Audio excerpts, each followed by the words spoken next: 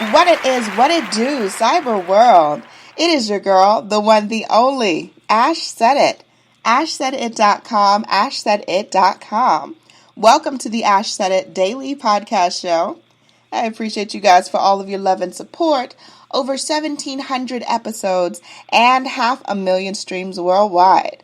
None of this would be possible without you guys, so I thank you so very, very much.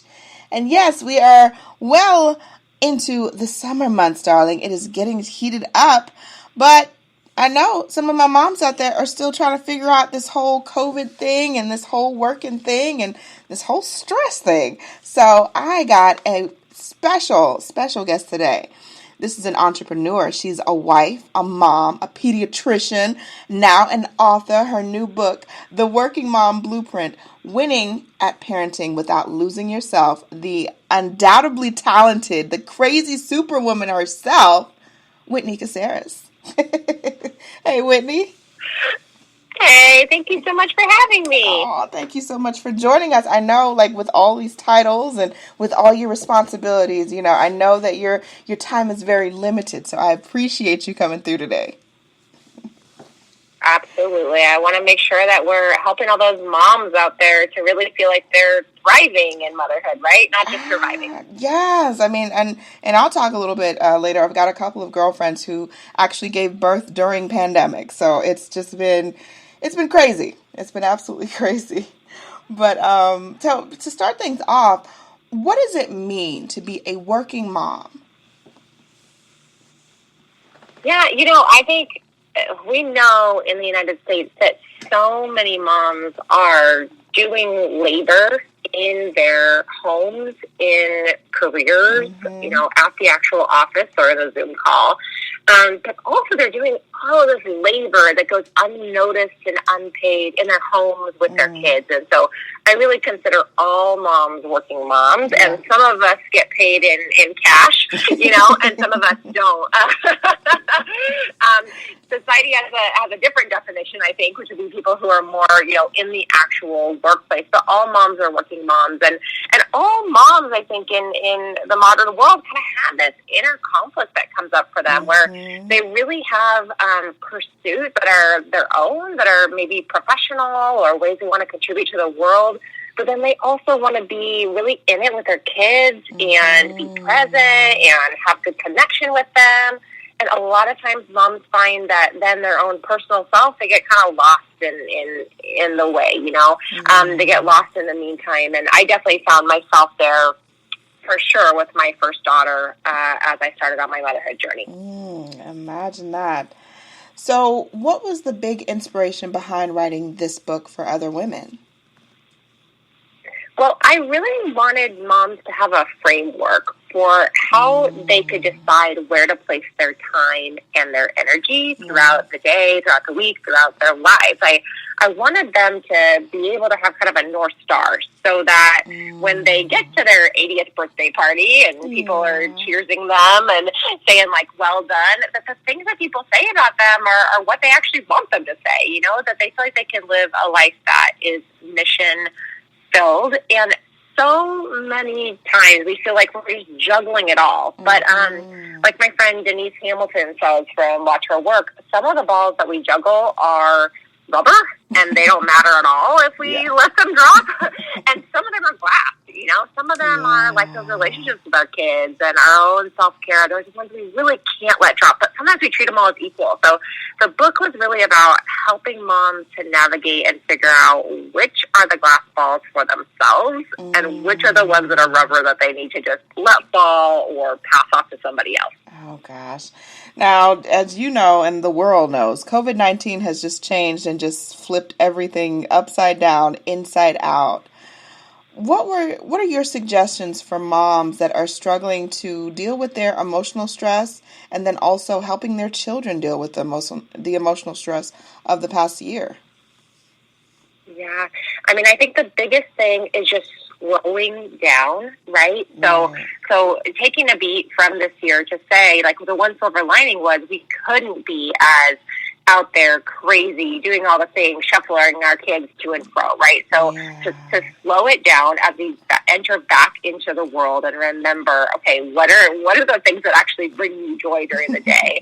I think to take 5 minutes during the day that is about for you, that's about, taking a walk for 5 minutes, getting in the shower for 5 minutes, extra 5 minutes, listening to, your favorite song. I think giving yourself a lot of grace and then surrounding yourself with people, even if it has to be virtual, where you have people in your mom village, even if it's just as simple as you are sending them a quick text that says, I love you, I care about you, nothing else you need to respond back on, just want to let you know I'm here for you. Reminding yourself that you have people in your corner. Yes, absolutely. Now, how did you find balance in life as far as, or maybe I think this is actually in the book, but finding balance in life as far as like diet, exercise, just healthy sleep, healthy mindset, how was that addressed? Yeah, I think the biggest thing is that I've decided there are some things in my life that I have to decide I'm just going to be mediocre at, like I'm going to be mediocre at the dishes. I'm going to be mediocre at the laundry. I'm going to be kind of mediocre at, or efficient as possible on things that just don't matter, or I'm going to decide I'm going to shove that laundry into the closet or walk over that pile because I know that there's this whole chicken and egg phenomenon that happens. When I am taking good care of myself, when I'm making time for exercise or for eating well, or for getting good sleep, then that allows me to actually be more productive on the things that I care about and that are the most important to me. There's only so many hours in a day.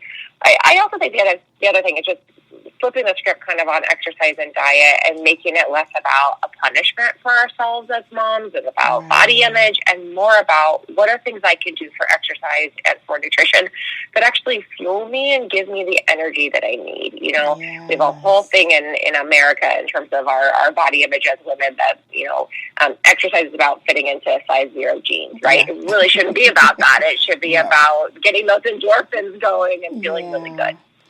Now, I have a girlfriend of mine that we were talking earlier. She's just given birth, and so her baby is a little over, I want to say, maybe 6 or 7 months old.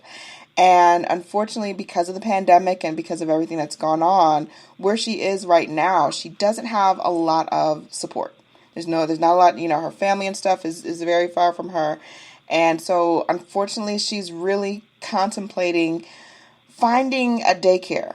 Finding someone to take care of her child. And it's like, I understand as moms, you guys, this is your most valuable commodity in life is your baby.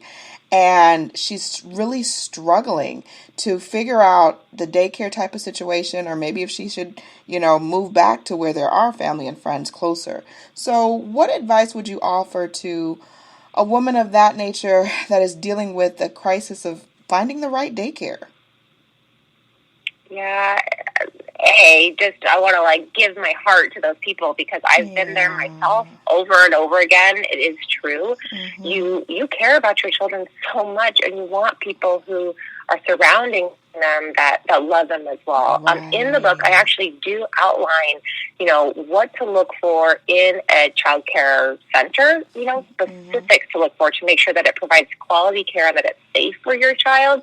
And also if you're planning on having in-home care or thinking about having your family watch your kids and kind of a pros and cons and comparison list, I think the most important is that you're looking for places or for people who are interested in developing your child's love of learning and who are interested in meeting your child where they are and invested in really developing a relationship with them as an individual person. Because any place can, house your kid and feed them, right?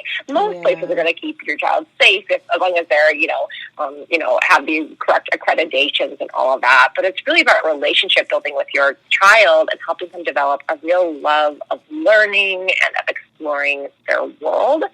And if people are looking for in-home or really childcare centers as well, especially as the pandemic is kind of rounding out, really planning ahead, I hate to put more anxiety on moms ever, but this is one place where it usually for people who are professional in-home caregivers or for really top-notch childcare centers, it's usually about a 6-month, wait. So those people are planning their lives as well because they consider their businesses professional or themselves professional. Yeah, absolutely. Now, what advice would you offer for a woman who, I'm not going to say her name. No, another friend of mine who's married. They've recently had a baby within the last year, and she just can't step away from the baby, Whitney. Her husband wants to go and, go to a romantic weekend, go take her to a winery, and she wants to bring baby along. What advice would you offer there? Yeah, well, hey, I've been there too. I get it. There's this thing that happens though with our partners and with other people who could care for our kids. Where we do this thing called maternal gatekeeping, and it's in the literature. Where basically, as moms, we tend to kind of mama bear things, right? And be like, okay, I'm the only one that can give this baby a bath. And when our partner steps in, we go, don't drown the baby, and that makes them kind of step back. And it perpetuates this feeling that we have that we're the only ones that actually can take care of our babies well and that we need to be 100% there.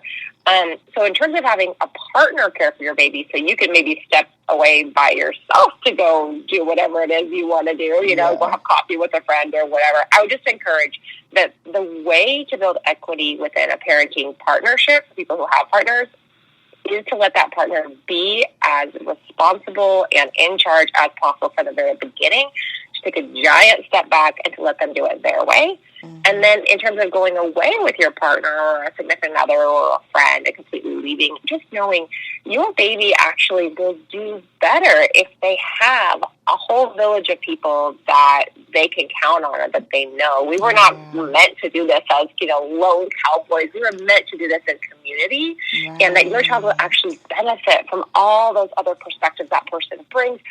So many kids that I see, if they go stay with their grandparents, for a couple nights or for a night, they come back. They've been stimulated in new ways. They have new skills that they've developed. It's actually really, really good for kids, and it's really good for moms.